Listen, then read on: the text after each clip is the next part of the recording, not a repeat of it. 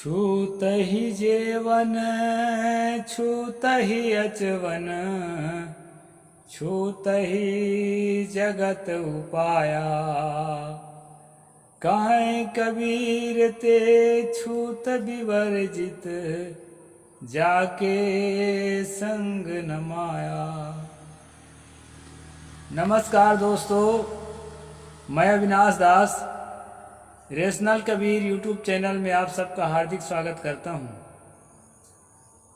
साथियों, यदि इस चैनल को आपने सब्सक्राइब नहीं किया है तो सब्सक्राइब जरूर करें, शेयर करके अपने साथियों तक पहुंचाएं, बेल आइकन को प्रेस करें, ऑल नोटिफिकेशन ऑन रखें ताकि अगला वीडियो भी आप तक पहुंच सके और मुझे कमेंट जरूर लिखें।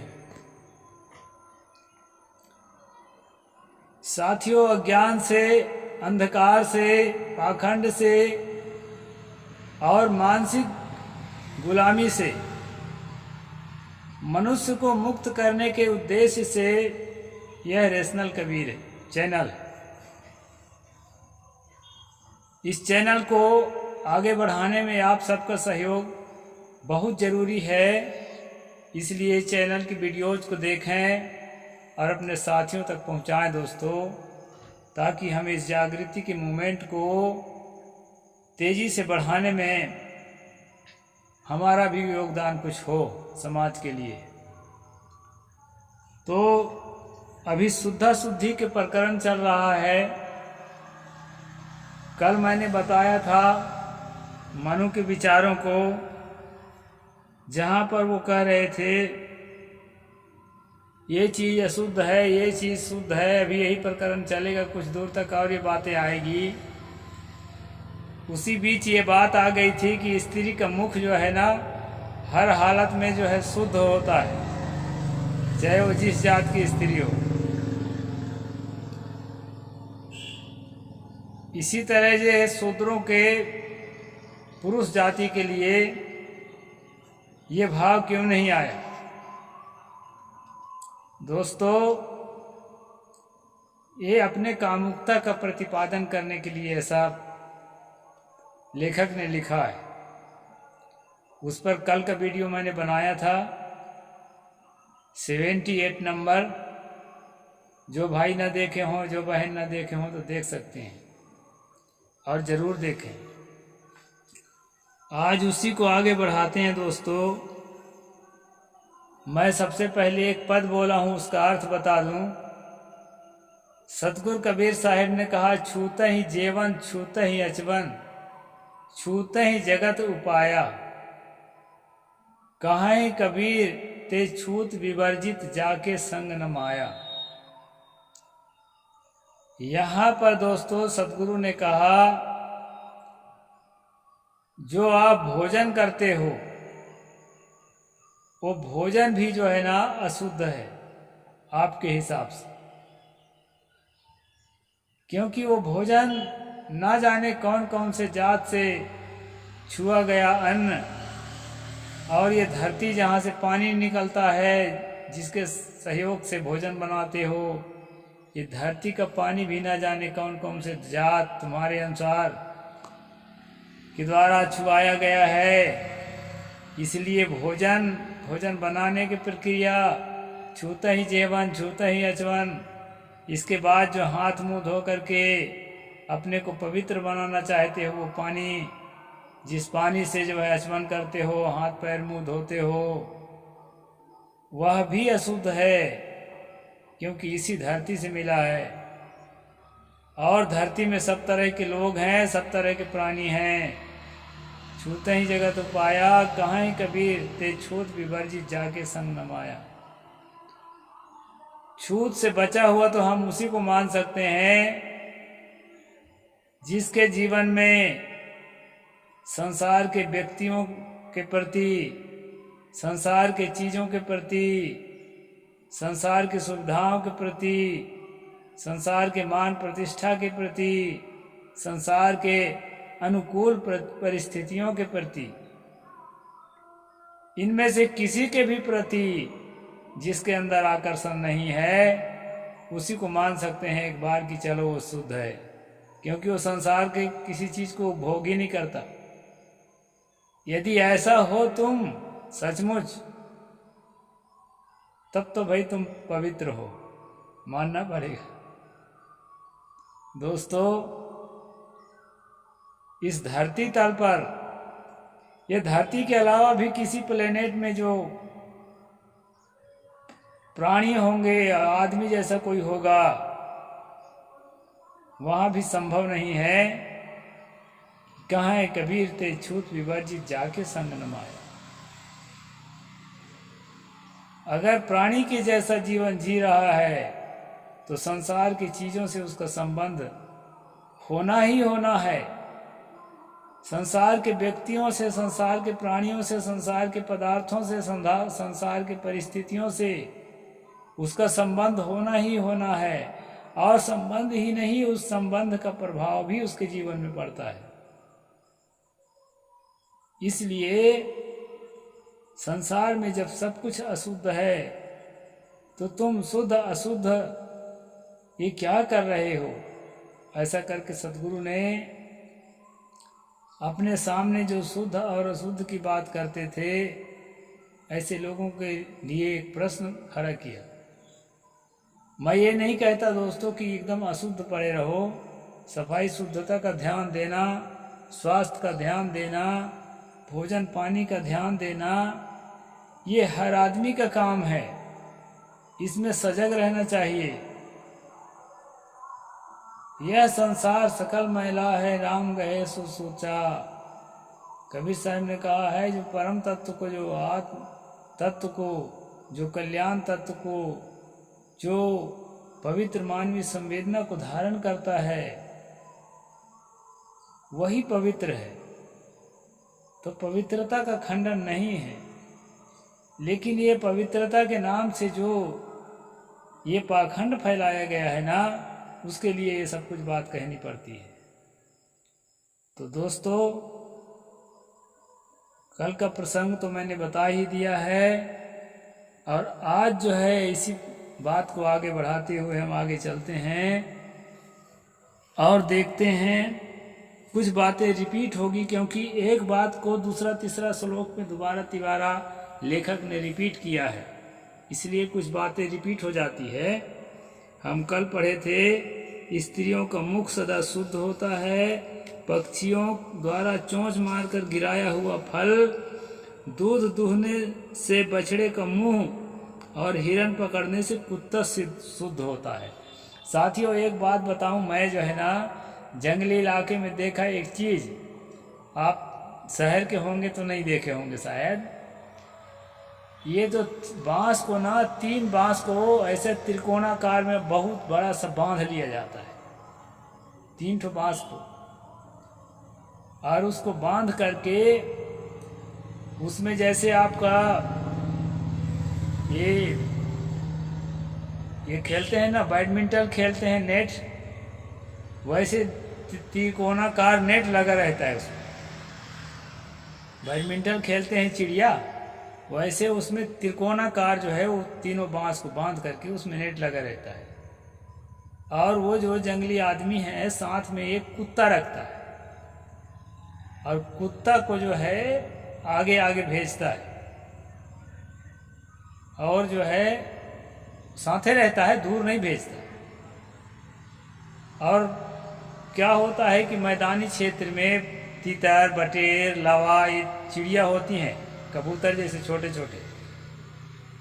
और खासकर लावा चिड़िया में एक लक्षण पाया गया है कि वो ज़्यादा दूर उड़ करके नहीं जाती है, और घास में छुप जाती है ताकि शिकारी ना पाए। तो वो जो त्रिकोणाकार जो रखा रहता है ना नेट के आकार का, वो उसी को धर के वो जाता है उधर, और क्या करेगा कि वो उसको ढक देता है, और ढक देता है, उसके अंदर रहता है कुत्ता। अब वो कुत्ता जो है इधर से उधर, इधर से उधर घूमता है। अनुमान से जाते हैं, ठीक से तो नहीं मालूम कि इस जगह पक्षी बैठा है, और उड़ने का प्रयास करते हुए उस पक्षी को सूंघते हुए वो कुत्ता जो है पकड़ देता है, और कुत्ता पकड़ करके अपने मालिक को देता है, क्योंकि कुत्ता सीखा हुआ रहता है, वो अपने नहीं खाता और उसको झोला में डालता रहता है। इस प्रकार कुत्ते के द्वारा शिकार करने की प्रथा आज भी जंगली क्षेत्रों में है। इसी प्रथा के तहत जो है मनु यहाँ लिखते हैं हिरण, यहाँ हिरण की बात कहा है। कुत्ते जो है, कुत्तों का झुंड जो है हिरण पर अटैक करते हैं और उनके अटैक करने से हिरण मारा जाता है, हिरण का बच्चा मारा जाता है। उसको जो है भोजन के लिए मनु जी अनुकूल बताते हैं, यानी कुत्ते के मुंह का जूठा जो है मनु जी अनुकूल बताते हैं। और दोस्तों आगे पीछे हम पढ़ाए हैं कि रजस्वला स्त्री, दलित, सुअर और मुर्गा। दलित मतलब एससी जाति का आदमी, एसटी जाति का आदमी। ये लोग अगर आंख से भी दिख जाए खाते समय ना, तो भोजन अशुद्ध हो जाता है। ये श्राद्ध वाले प्रकरण में पढ़े थे, शायद 3रा अध्याय में। और अभी जो है मनुष्यों को देखने मात्र से जो भोजन इसका, मांस का भोजन इसका अशुद्ध हो रहा था, वही मांस का भोजन अभी कुत्ता के मुख से जूठा करने के बाद भी अशुद्ध नहीं हुआ है, शुद्ध है वो। तो ये चीज है दोस्तों। स्वभिर्हतस्य येन मांसम शुचिस्तस् मनुर्ब्रवीत करविद्धश्च हतन्यान्याश्चांडालश्च दस्युभिः। यहाँ पर कहते हैं कुत्तों के द्वारा मारे गए हिरण आदि का मांस और कच्चा मांस खाने वाले हिंसक जंतुओं तथा व्याध आदि द्वारा जो हिरण आदि पशु मारा जाता है, उसका मांस शुद्ध है, यह मनु जी ने कहा है। यानी कोई दूसरा कोई व्याध जो है मारा है, कसाई वगैरह, वो भी अशुद्ध नहीं है, और जो है हिरण के द्वारा मारा हुआ अशुद्ध नहीं है, ऐसा यहाँ मनु जी कह रहे हैं। ऊर्ध्वम नाभेर्यानि खानी तानि मेध्यानि सर्वशः यानद्धस्तान्य मेध्यानि देहश्चैव मलाच्युता। नाभि के ऊपर शरीर के जितने छेद हैं वे सब शुद्ध हैं और उसके नीचे वाले सभी छेद अशुद्ध हैं। देह से निकले हुए मैल भी अशुद्ध होते हैं। देह से निकला हुआ मैल कपड़ा में लगा हुआ है, नहाते समय निकलता है, उसको अशुद्ध बताया है, सही बात है। अब कहते हैं नाभि के ऊपर के जितने छिद्र हैं वे सब शुद्ध हैं। दोस्तों यहाँ इसलिए कह रहे हैं नाभि के ऊपर के छिद्र शुद्ध है, क्योंकि कुत्ते का जो मुख है वो नाभि के ऊपर है, और मुख में पकड़ा हुआ मांस को खाना जो है मनु ठीक बता रहा है हर एक ब्राह्मण के लिए या किसी के भी लिए। तो नाभि के ऊपर सब शुद्ध बता रहा है, और नाभि के नीचे वाली चीज को इसलिए अशुद्ध बता रहा है। एक अध्याय उत्पत्ति में जब हम पढ़े थे दोस्तों, तो मनु ने बताया था कि परमात्मा के मुख से ब्राह्मण प्रकट पैदा हुआ, उसके भुजाओं से क्षत्रिय पैदा हुआ, उसके जंघे से वैश्य पैदा हुआ, और पैर से जो है शूद्र पैदा हुआ। ये एक अध्याय में हम लोग देखा है। अब यहाँ जो है ये बताने की कोशिश कर रहे हैं कि कुत्ता के मुंह का जूठा हम लोग इसलिए खा लेते हैं कि वो नाभि से ऊपर का भाग है। देखिए ना, बताता है नाभि के ऊपर शरीर में जितने छिद्र हैं वो सब शुद्ध हैं, उसमें अशुद्धि नहीं है। और चूंकि ब्रह्मा के नाभि के नीचे वाला हिस्सा से, जंघा से वैश्य पैदा हुआ, और पांव से जो है शूद्र पैदा हुआ, इसलिए वो शुद्ध नहीं हो सकते। यानी कुत्ता शुद्ध हो सकता है, लेकिन एक शूद्र शुद्ध नहीं हो सकता। ये है मनु जी की दृष्टिकोण। तो इसको मैं आपको बताया। मच्छिका विप्रस्या छाया गौरक्षो सूर्य रश्मय रजो भूर्याग्नि स्पर्शे मेध्यानि निर्दिशेत। मक्खी के मुंह से निकले हुए छोटे जलकण छाया गौ, घोड़ा, सूर्य की किरण, धूल, धरती, वायु और अग्नि स्पर्श से अशुद्ध नहीं होते हैं। मतलब इतनी चीजें जो है छूने से भी अशुद्ध नहीं होते। कौन कौन से चीज? मक्खी अशुद्ध नहीं होता है। मक्खी अशुद्ध होता है, बीमारी फैलाती है। मक्खी जो है ना, मक्खी से सावधान रहें। अब थोड़ा मोड़ा बैठ जाता है तो अलग चीज़ है, लेकिन फिर भी सावधान रहें। पंखा चला के भोजन करते समय पंखा चला लिए करें ताकि मक्खी ना बैठे। मक्खी अशुद्ध जगह से उड़ के आई होती है। यहाँ मनु जी मक्खी को शुद्ध बता रहे हैं। अब उस समय पंखा वंखा था नहीं, कोई उपाय नहीं था, कहीं भी मक्खी बैठ जाए तो क्या करेगा, इसलिए कहा चलो भाई इसको चलाना पड़ेगा, शुद्ध है। मुख से निकले हुए छोटे जलकण, इसको भी शुद्ध बताया है। मुख से निकले हुए छोटे जलकण शुद्ध नहीं होते, क्योंकि बातचीत में जो थूक छिटकता है ना, वो शुद्ध नहीं होता। मनु ने यहाँ शुद्ध बता दिया, यहाँ उल्टा बताया है। इसका हम समर्थन नहीं करते। छाया तो ना शुद्ध है ना अशुद्ध है, छाया भाई छाया।